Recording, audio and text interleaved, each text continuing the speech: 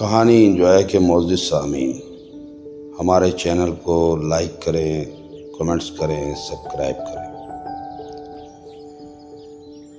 غفار چاچا انتہائی محنتی و جفاکش انسان تھے۔ وہ دور دراز ایک گاؤں میں پیدا ہوئے۔ ماں باپ کی طرف سے انہیں کچھ زمین کاشتکاری کے لیے ملی۔ کافی محنتی تھے، محنت کرتے اور اپنے بیٹوں کا پیٹ پالتے۔ دراصل ان کے 4 بیٹے تھے اور وہ تھے بہت شرارتی۔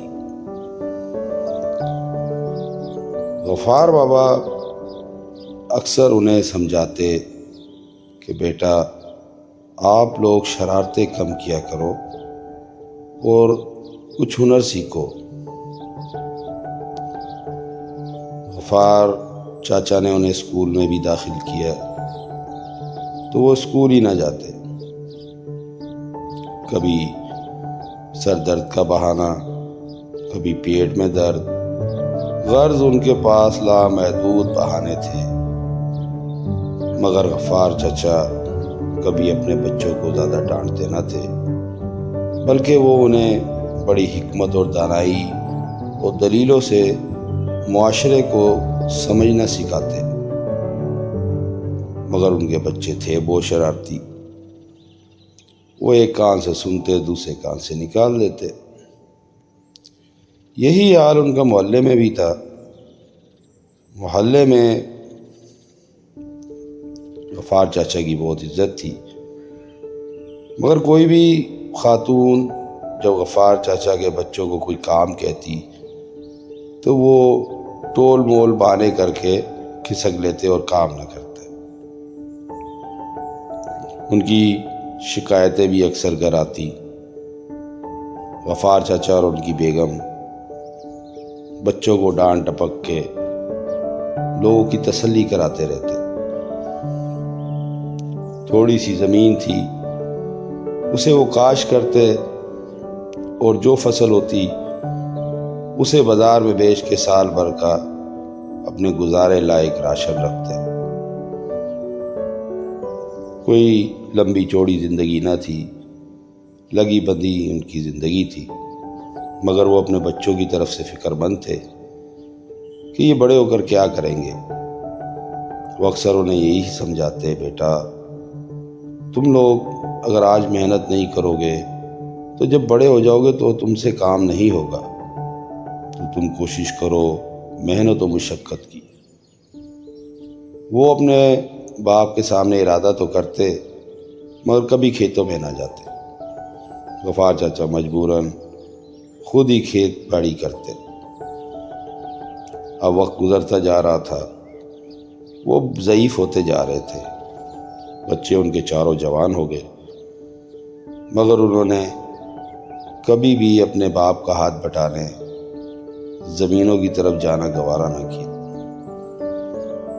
ایک بھائی دوسرے کو کہتا، دوسرا تیسرے کو، تیسرا چوتھے کو، یہی سلسلہ کرتے کرتے غفار چچا بہت زیادہ ضعیف ہو گئے، اور وہ اور ان کی بیوی اکثر یہ گفتگو کرتے کہ بچوں کا کیا بنے گا، یہ تو زمینداری بھی نہیں کر پاتے، ان کو اناج بیج کے بارے میں کچھ معلومات نہیں، انہیں منڈی کے بارے میں بھی معلومات نہیں۔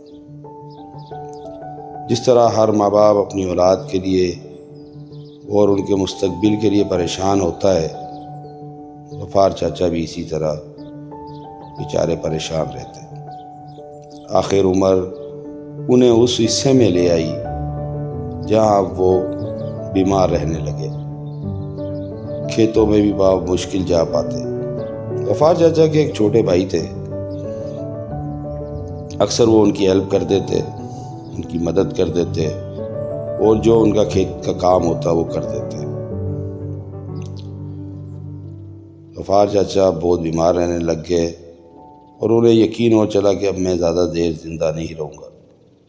میں نے پوری زندگی اپنی اولاد کو حق حلال کا کھلایا اور بہت کوشش کی کہ میری اولاد کام کی طرف توجہ دے، مگر انہوں نے میری ایک نہ سنی۔ آخر انہوں نے ایک اسکیم لگائی، ایک تدبیر سوچی اور سوچا اگر یہ کارگر ہو گئی تو شاید بہت فائدہ ہو۔ انہوں نے اپنی زوجہ سے کہا کہ چاروں بچوں کو بلا لاؤ اور انہوں کو کہ میں وصیت کرنا چاہتا ہوں اور میری طبیعت بھی ٹھیک نہیں ہے۔ ان کے چاروں بیٹے ان کی چارپائی کے پاس بیٹھ گئے۔ ان کے چہروں پہ کوئی پریشانی نہ تھی، وہ عجیب ہی ہڈی کے بنے تھے۔ غفار چچا نے ان کے رویوں کو نظر انداز کرتے ہوئے کہا کہ بیٹا، جو میں نے محنت کی، میں نے جو کوشش کی، وہ سب تمہارے سامنے۔ تم لوگوں نے کاہلی کی انتہا کر دی، سستی کی انتہا کر دی، تو اب میرا آخری وقت ہے۔ تو میں ایک راز کی بات تمہیں بتاتا ہوں بیٹا، میں نے ایک خزانہ اپنی زمین میں چھپا رکھا تھا۔ اب میں نے اس لیے رکھا تھا کہ جب تم لوگ جوان ہو جاؤ گے تو وہ تمہاری ضروریات کو پورا کرے گا اور میرے جانے کے بعد تم کافی عرصہ اس سے مستفید ہو سکو گے۔ تو اب بیٹا میں وہ خزانہ کہیں دبا کے اسی زمین میں بھول گیا ہوں، تو اگر وہ خزانہ تمہیں مل جائے تو آپس میں لڑنا مت اور لوگوں کی باتوں پر دھیان مت دینا، بلکہ وہ خزانہ خاموشی سے اپنے چچا کے پاس لے جانا۔ وہ چچا ہی تمہارے خزانے کی تقسیم کریں گے اور اسے خوشی سے قبول کرنا۔ اور بالکل یاد رکھنا کہ تم چاروں میں کبھی نہ اتفاقی نہ ہو، تم ایک ساتھ رہو گے تو مضبوط رہو گے۔ انہوں نے وہ پرانی کہاوت بھی سنا دی کہ جھاڑو کا ایک تیلا ٹوٹ جاتا ہے مگر جھاڑو کے اکٹھے تیلے توڑنا بہت مشکل ہے۔ یہ باتیں کرتے کرتے ہی غفار چچا انتقال کر گئے۔ اللہ اللہ کر کے ان کے بیٹوں نے انہیں دفنا دیا اور 2-3 دن کے بعد ہی انہیں وہ خزانے کی یاد آئی۔ انہوں نے ایک کونے سے کھیت کو کھودنا شروع کیا۔ وہ کاہل تھے، کبھی کام کیا نہیں تھا، تھوڑا سا کام کر کے تھک جاتے اور گھر آ کے سو جاتے، پھر دوسرے دن یہی کرتے۔ بہت سست روی سے وہ کام کر رہے تھے، مگر پھر بھی کرتے کرتے انہوں نے تقریباً کافی کھیت کھود ڈالا۔ محلے والے بھی حیران کہ لڑکے یہ تو کبھی کام ہی نہیں کرتے تھے، یہ اتنے محنتی کیسے ہو گئے۔ اندر کی بات ان کا والد انہیں بتا گیا تھا کہ کسی سے ذکر نہیں کرنا۔ اب انہوں نے کہا کھیت میں تو کچھ بھی نہیں ملا، ہم نے کافی گہری کھدائی بھی کر لی ہے، 2 دفعہ ہم کھیت کو کھود چکے ہیں، اب خزانہ تو مل نہیں رہا۔ تو گندم کا سیزن ہے، فصلیں لگنے والی ہیں، تو چلو ایسا کرتے ہیں گندم کا بیج ہی لگا دیتے۔ چاروں بھائیوں نے چچا سے مشورہ کر کے بیج لگا دیا۔ ان کی فصل جب تیار ہوئی تو بہت اچھی ہوئی۔ انہوں نے اسے منڈی میں بیچا تو انہیں کافی رقم ملی۔ انہوں نے وہ رقم لا کے چچا کے سامنے رکھ دی تو ان کے چچا نے کہا کہ میرا بھائی تو خود ایک خزانہ تھا، مگر انہوں نے تمہیں جو نصیحت کی وہ بھی اچھی ہے، تم دل لگا کے اس کھیت پہ کام کرو اور یہ پیسے آپس میں برابر برابر تقسیم کر لو۔ انہوں نے دوسری فصل کے لیے پھر محنت کی، دوسری فصل اس سے بھی اچھی ہوئی۔ اسی طرح وہ چاروں بھائی کچھ ہی سالوں میں امیر ہو گئے۔